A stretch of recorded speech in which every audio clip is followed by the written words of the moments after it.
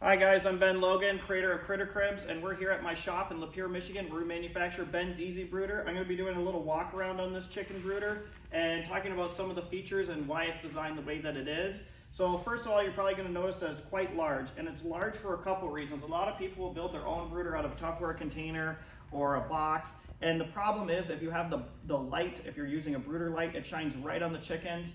They get too hot and they die, and I just absolutely hate that. So you're going to see that this is a little longer and that the pole is offset to one side. That's so you can hang the light anywhere in this brooder, and there's going to be cold spots or cool spots for the birds to wander to and get out of that heat. You want to monitor your heat very well. That's one of the things I stress on.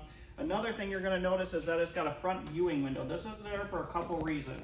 First of all, as the birds enter different stages of their development, as they get more feathers, they're going to need less and less heat, and this is going to allow them to have the ventilation that they require, because they're going to be in here kicking up dust and everything. They have delicate respiratory systems.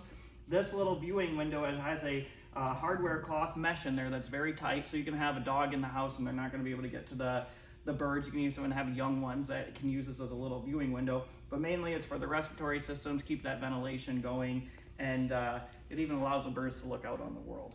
So we're going to open up this lid now. So this lid also has a 1/2 inch 19 gauge hardware cloth on it, and that's done just to keep predators out. So it keeps your birds safe. I also incorporated into my design that when you open the lid, it automatically stops, because the way the wood is cut, it's just a little feature in there so it doesn't flop over and become annoying. Now, when we're going to look inside here, you're going to notice size-wise how large that is and how high quality we've done this. So there's no sharp wire that's going to cut your birds. So like right here in this viewing window, you can see that it's framed in, and then everything's been nicely sanded. When you get the kit, it's flat packed, but all that stuff is pre-assembled on there, so you're just putting the sides on. One of the reasons I made this so tall, though, is if you've ever been a backyard agricultural enthusiast like myself, when you're raising chickens and you have them in with the flock, you tend to get an injured bird every once in a while. Chickens can be cannibalistic and peck at each other, so you want to separate that injured adult bird from the flock. And what I wanted to do when I designed the brooder was make it tall enough that I could use it as a chicken hospital and put that bird in here, so you can be in here for quite a while. The bird will have plenty of space to move around, but it also allows them to heal without being pecked or at risk at the other birds in the flock. So I called it chicken hospital. One of the things that drove me nuts in the past too about brooders that I've made is they didn't knock down easily, and you only have the chicks developing for about 16 weeks.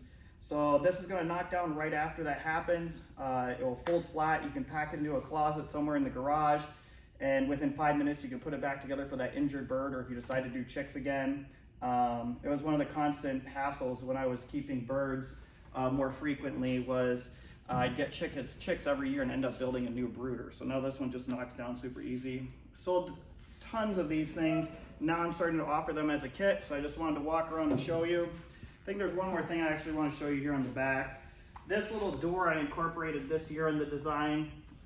It's there. The elevated brooder heat pads are becoming more popular. Some people prefer them over the light, and I want to give people more options. What you do is you put the heat pad on the inside, you pull the extension cord through, or the cord, then you close this little door. That cord's going to come through, allows you to plug into the wall, but it also limits the size of the hole so the chicks aren't getting stuck or going through it. So I just want to show that off. Of course, it's got handles on both sides, but thanks for watching, guys. I'll post a video about us putting chicks in here next.